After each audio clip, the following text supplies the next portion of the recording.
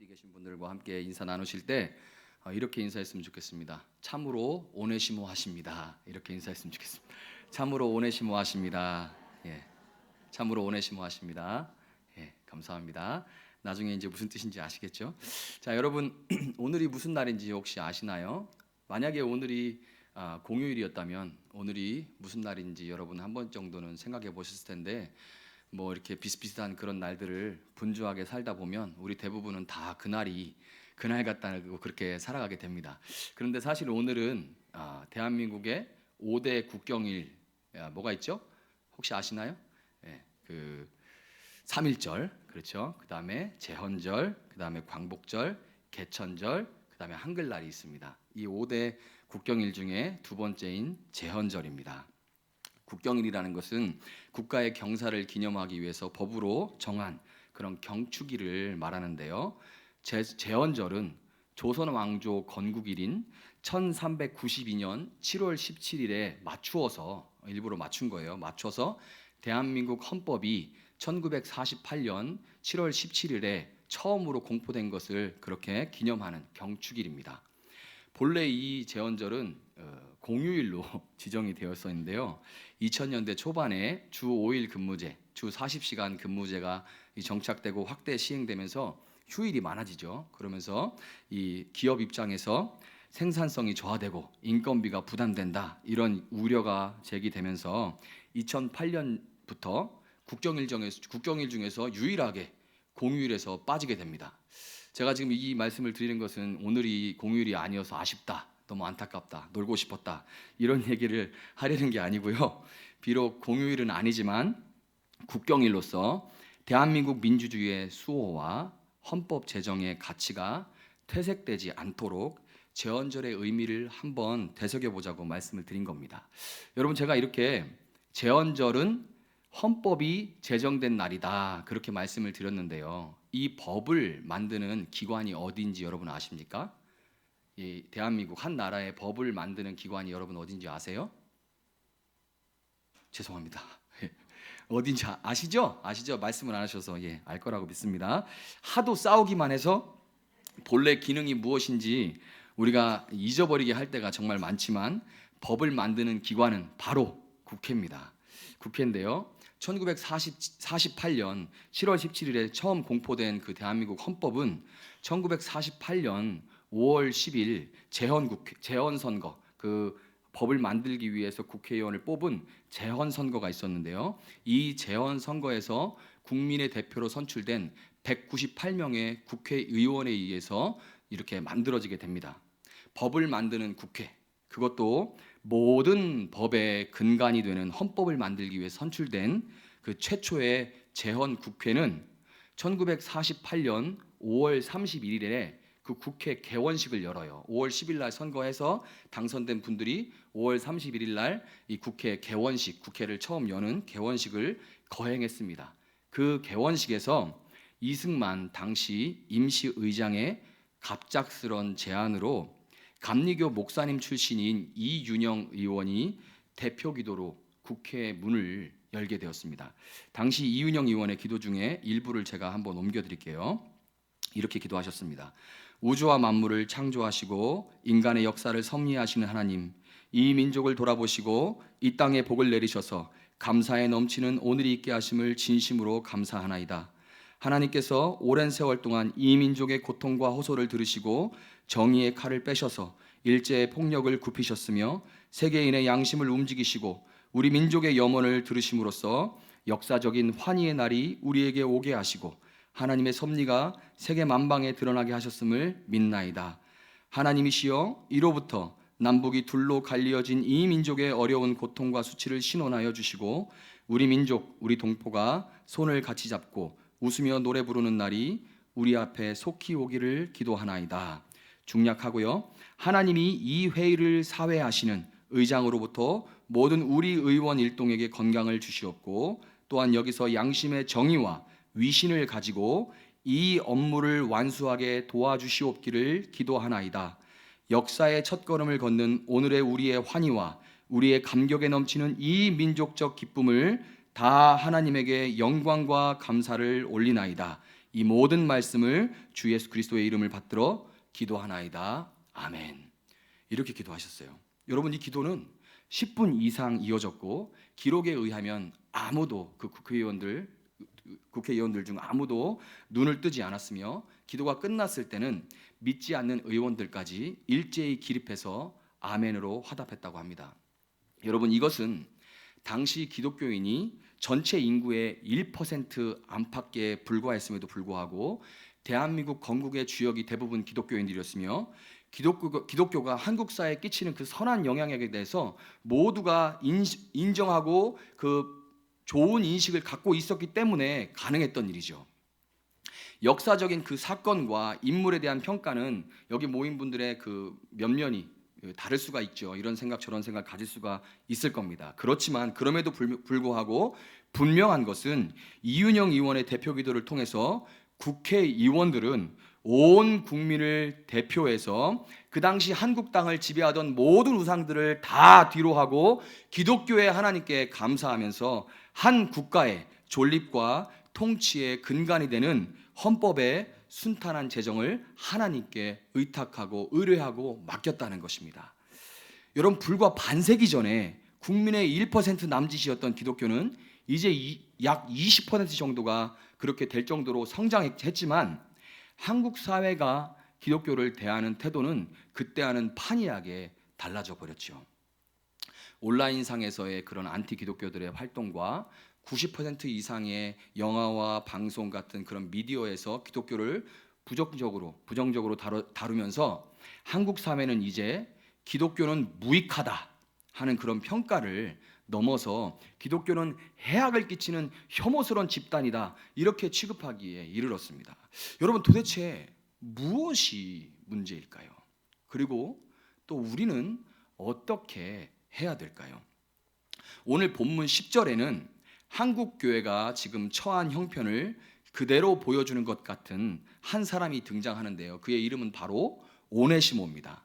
오네시모라는 이름은 아까 우리가 서로 오네시모스럽습니다, 참으로 오네시모하십니다 이렇게 인사를 했는데요. 오네시모라는 이름은 유익한, 유용한 이런 뜻이에요. 유익한, 유용한. 그러니까 우리가 아까 참으로 유익하십니다, 참으로 유용하십니다 이렇게 인사한 거죠. 자, 그런 뜻인데 이런 이름이다 보니까 오네시모의 주인이었던 빌레몬은 자기 종이었던 오네시모를 부를 때마다 유익하나 이렇게 부른 거죠. 그런데도 불구하고 이 오네시모는 사실 그 주인 빌레몬에게 무익하다 못해 분노와 혐오를 일으키는 존재였습니다. 왜냐하면 이 빌레몬이 오네시모를 신뢰해서 돈까지 맡겼음에도 불구하고 오네시모는 그 주인의 돈을 훔쳐서 지금의 터키 중서부 지역인 골로새에서 로마까지 그 먼 길을 산 넘고 바다 건너서 멀리 도망쳐버렸기 때문이에요.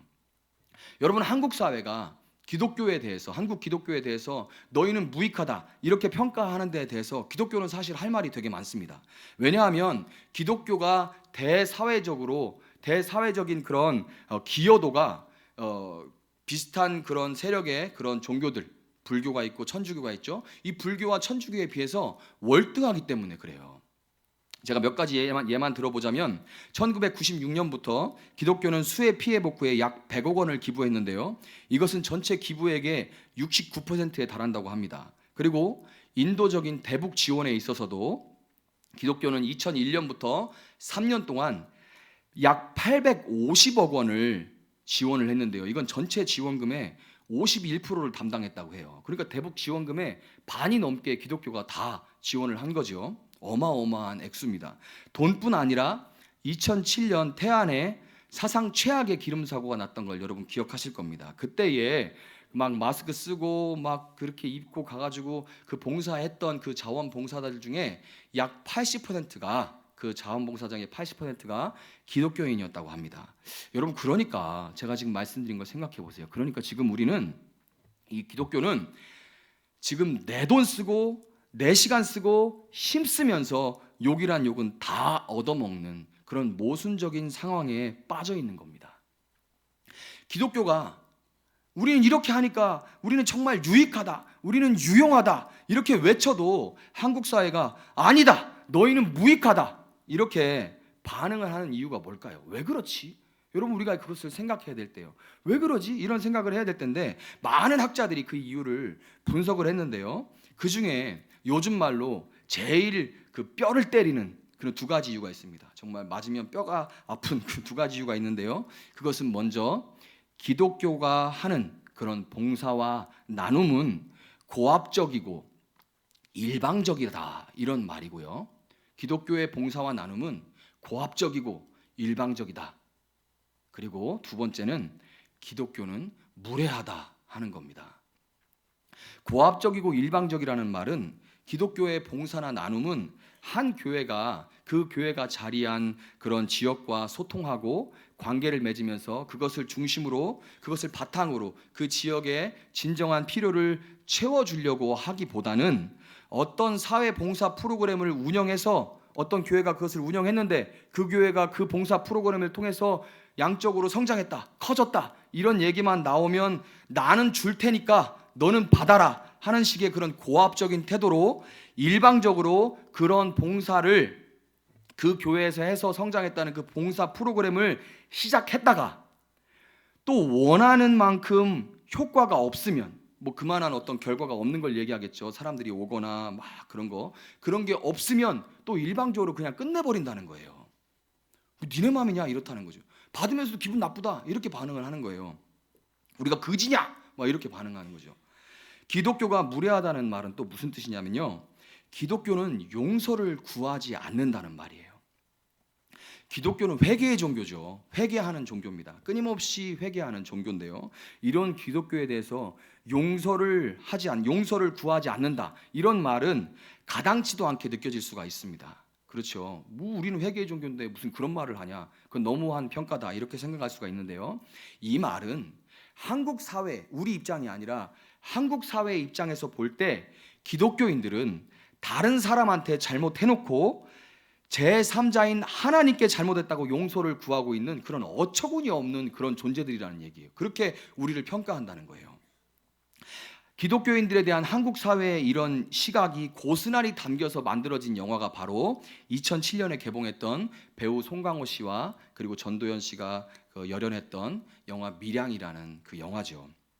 그 영화에서 전도연의 아이를 유괴해서 살해하고 옥에 갇힌 범인이 감옥으로 찾아온 전도연에게 자기는 하나님께 회개하고 용서받았다면서 천사 같은 미소를 지으면서 전도연에게, 그 천사 같은 얼굴로 전도연에게 미소를 지을 때 전도연이 하늘을 향해서 삿대질을 하면서 내가 용서를 안 했는데 당신이 뭔데 용서해, 당신이 뭔데 하고 그렇게 절규하는 그 장면은 쉽게 잊혀지지 않고 마음에 오래오래 남는 그런 장면입니다.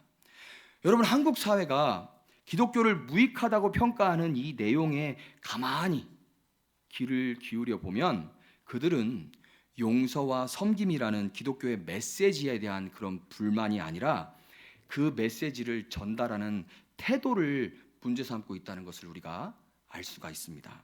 다시 말해서 예수님의 사랑의 메시지를 전하는 기독교회, 한국 교회의 태도에서 예수님의 사랑을 느낄 수가 없다고 그들은 불만을 토하고 있는 것입니다. 여러분, 오늘 본문에서 오네시모가 무익한 자에서 다시 유익한 자로 회복된 것은 사도 바울의 중재를 통해서죠. 사도 바울은 사랑의 메시지와 함께 그의 합당한 사랑의 태도로 빌레몬과 오네시모의 무익해진 관계를 다시 유익하게 변화시켰던 것입니다. 사도 바울이 이 빌레몬을 처음 만난 것은요, 3차 전도 여행 때인데요, 3차 전도 여행 때 아들 아키포와 함께 골로새에서 에베소를 찾아온 골로새 출신 빌레몬은 사도 바울을 만나서 거기서 처음으로 예수님을 만나고, 또 바울이 2년 반 동안 에베소에 머물면서 두란노 교회에서 하나님의 나라에 대해서 강론할 때 그때 그 바울의 교육을 통해서 바울에게 가르침을 받고 목회자가 되었습니다. 목회자가 된 빌레몬은 골로새로 돌아와서 그의 아내 아비아에게 복음을 전하고 자기 집을 개방해서 가정교회를 개척해서 골로새 지역에서 목회를 시작했던 거예요. 그러니까 사도 바울이 오늘 본문 19절에 기록한 것처럼 빌레몬은 자기 자신뿐 아니라 아내와 아들까지 다 사도 바울을 통해서 예수님을 믿고 구원받아서 사망에서 생명으로 옮겨진 거죠. 거기다가 사도 바울을 통해서 복음 전도자요 목회자의 소명을 받아서 하나님 나라 일꾼으로 섬기게 되었으니까 정말 사도 바울에게 이 빌레몬은 어마어마한 영적인 빚을 지금 지고 있는 겁니다. 그 일생 전부를 다 빚지고 있는 거죠. 그리고 영생을 빚지고 있는 겁니다. 그리고 스승과 제자 사이에서 제자가 스승을 섬기는 것은 당연한 거죠. 이 선생님을 제자가 섬기는 것은 당연한 것이었음에도 불구하고 스승 바울이 로마에서 수감 생활을 하는 동안 빌레몬은 스승을 찾아갈 수도 없었고 그리고 옥바라지를 할 수도 없는 상황이었기 때문에 마음으로 굉장히 안타까움을 느끼고 있었을 것입니다. 상황이 이쯤 되면 사도 바울이 빌레몬에게 옥에 갇혀 있는 나를 도와서 내가 복음 사역을 지속하게 해줄 그런 젊은 일꾼이 꼭 필요하니까 내가 갇힌 중에 낳은 아들 오네시모가 비록 본래는 네 종이었지만 이제 내가 좀 곁에 두고 쓰겠다. 그러니까 그런 줄 알아라 라고 이렇게 고압적이고 일방적으로 사도 바울이 빌레몬에게 통보를 해도 전혀 어떤 사람도 그거에 대해서 지나치다고 말할 수가 없는 상황이죠. 그런데 사도 바울은 그 일에 대해서 본문 8절과 같이 그리스도 안에서 아주 담대하게 마땅한 일로 명할 수 있었음에도 불구하고 오히려 사랑으로 인해서 빌레몬에게 오네시모를 다시 유익한 자로서 나를 영접하듯이 좀 영접해 줄 수 있겠느냐 하고 그렇게 간절하게 구합니다. 사도 바울이 빌레몬에게 전한 용서와 화해를 권하는 그 메시지는 사도 바울의 겸손한 태도를 인해서 유익하게 받아들여지고 빌레몬은 오늘 본문 14절과 같이 억지로 하지 않고 자의로 선한 일에 동참할 수가 있게 되었던 것입니다.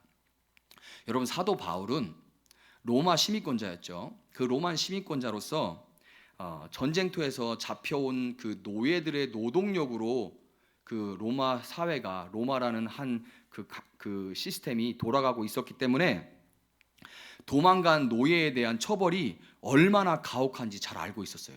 사도 바울은 너무나 잘 알고 있었습니다. 당시 노예가 도망갔다가 잡히면 십자가에 매달아서 사람들이 많이 다니는 그런 대로변에다가 세워두는 그런 형벌을 내렸습니다. 도망간 발과 일하기 싫은 손에다가 못을 박아서 사거리에 걸어두면 사람들이 그 잔혹함과 지독한 고통을 보면서 모든 노예들이 겁에 질려서 도망갈 꿈조차 꾸지 못했기 때문에 그런 가혹한 형벌을 내렸던 거예요. 왜냐하면 이 노예의 노동력이 아니고는 로마 사회가 돌아갈 수가 없으니까요. 여러분 그런데 사도 바울은 그럼에도 불구하고 이 사실을 알고 있음에도 불구하고 오네시모에게 사랑은 무례히 행치 않는 것이기 때문에 하나님에게 진정으로 회개했으면 사람에게도 용서를 받아야 한다고 가르칩니다. 여러분 다른 사람에게 실질적인 피해와 마음의 상처를 입히고 나서 하나님 앞에서 내가 이런 잘못을 저질렀습니다 하고 자백하는 것이 회개가 다가 아니에요. 그것은 신앙을 빙자한 자기 만족을 위한 위선에 불과합니다. 하나님 제가 이런 잘못을 저질렀어 하나님 용서해 주세요 하고 하나님께만 빌면 자백하고 마는 게 회개의 다가 아니에요. 그것은 정말 신앙을 빙자한 자기 만족, 그래도 나 용서받았어라는 자기 만족을 위한 아까 그 밀양이라는 영화에 나오는 그 범인과 똑같은 그런 일에 불과한 겁니다.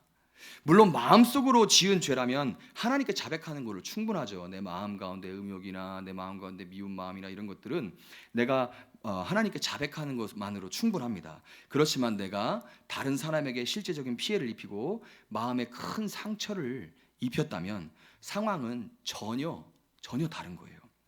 그런 죄를 지은 사람은 먼저 다른 사람에게 먼저 하나님께 나아가서 그 사실을 인정하고 자백한 다음에 반드시 피해 입은 사람에게 찾아가서 거기에 합당한 보상을 하고 그 사람과 화해를 해야 되는 겁니다.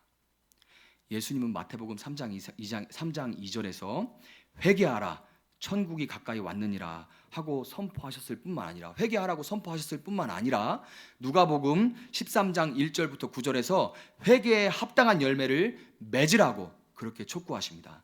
여러분 바로 이것이 기독교가 말하는 진정한 의미의 회개라는 것을 여러분 꼭 기억하시기를 바랍니다. 기독교의 진정한 회개를 잘 보여주는 사람이 있는데요, 바로 누가복음 19장에 나오는 세리장 삭개오입니다.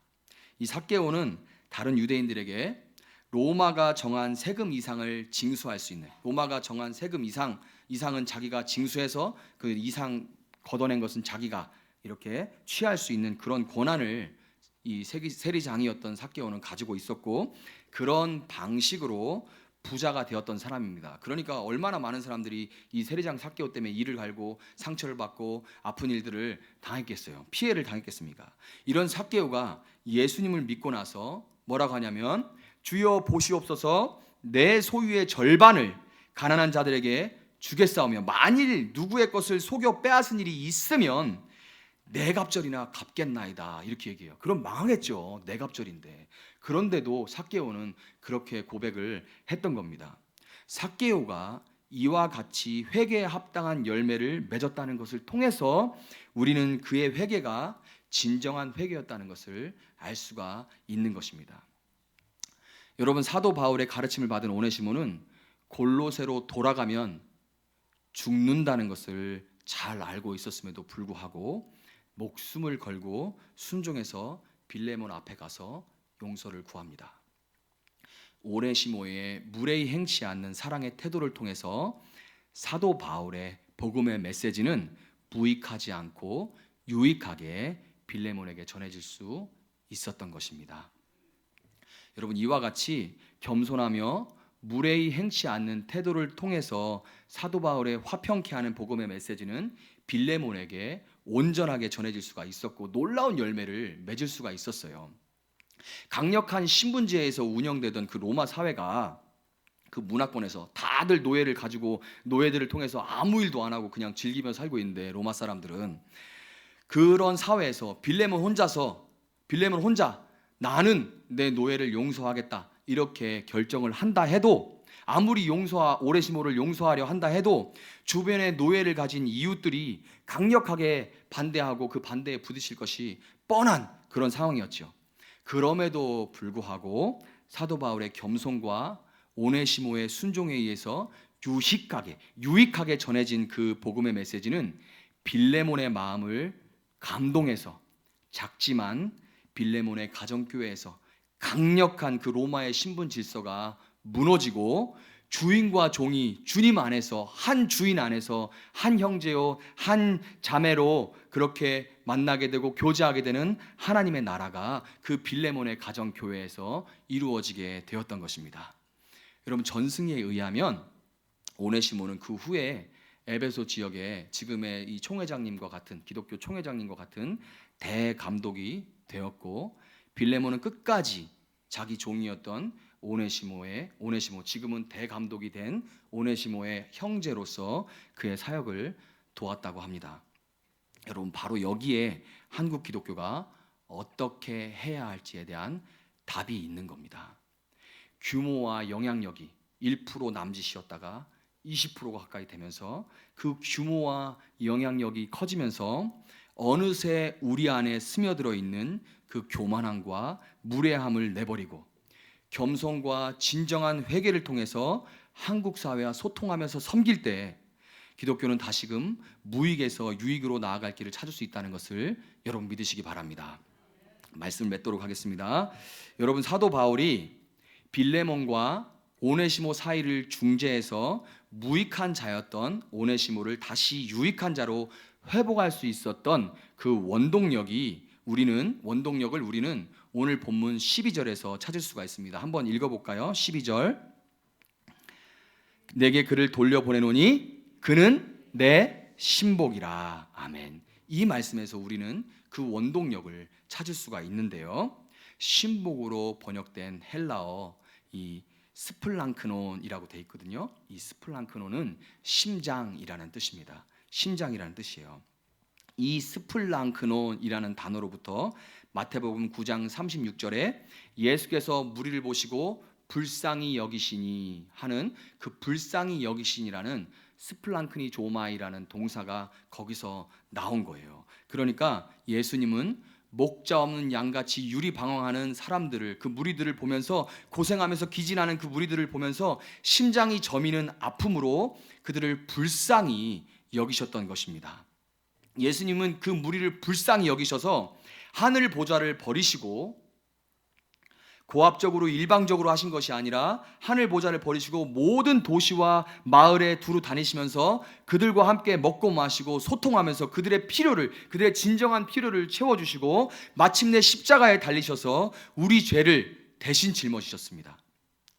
예수님은 하나님 앞에서 우리 죄를 자복해 주시고, 자복에서 그친 것이 아니라, 그냥 자복만 하고 거기서 그친 것이 아니라 온전한 용서를 위해서 생명으로, 그의 생명으로 대가 지불을 하신 것입니다.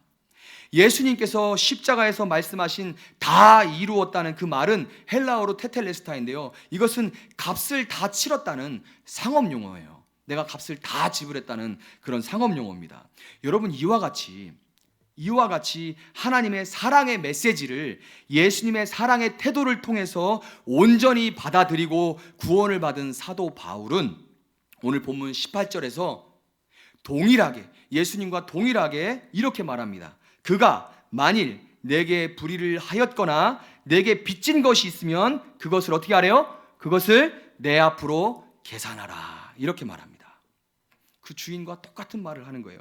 계산하다는 의미를 가진 그 헬라어 엘로게오 역시 상업 용어인데요, 테텔레스타이와 마찬가지로 상업 용어인데요, 예수님을 통해서 무익한 자에서 유익한 자가 된 사도 바울은 예수님이 자신에게 행한 그대로, 예수님이 하신 그대로 행하여서 오네시모를 오늘 무익한 자에서 유익한 자로 변화시켜 나갔다는 것입니다. 아멘입니까? 여러분, 우리 역시, 여러분과 저도 사도 바울과 동일하게 예수님의 겸손하심과 대가 지불을 통해서 구원을 얻은 자들입니다. 우리 안에 있는 영원한 생명, 예수님의 생명으로 우리는 이미 예수님과 동일한 일을 할 수 있는 그런 존재가 되었다는 것을 여러분 믿으시기 바랍니다.